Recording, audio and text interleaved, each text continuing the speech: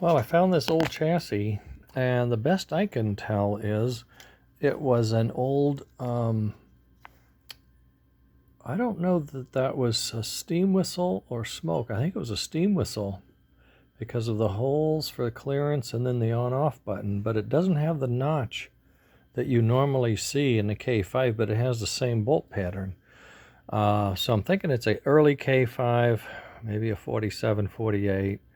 And it has an operating link that works. It needs the counterweight. I think I can put one on the side, but boy, did it clean up nice. Look at the wheels and the brass and the trim and the pickups and everything just really came to life with a little bit of touch-up. So I'm excited about this. Plus I have this connector, so there it is. It's going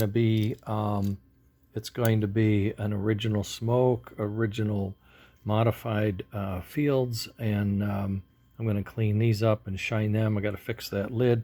I'm going to start populating this guy, seeing how I can mount my equipment.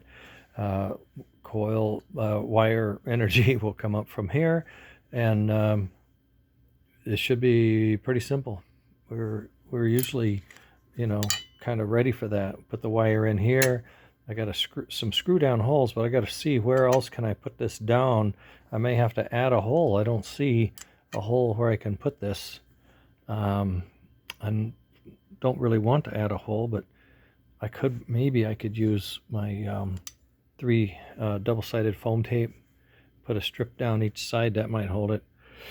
And then this guy would go back here like this. And that's how everything would fit inside.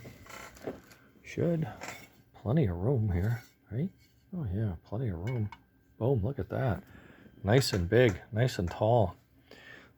Okay, well, we'll just keep chugging away. I thought I'd fill you in on that. I found a great tender, went through all my stash, and this was one that was in the bag. I'm not sure where it came from.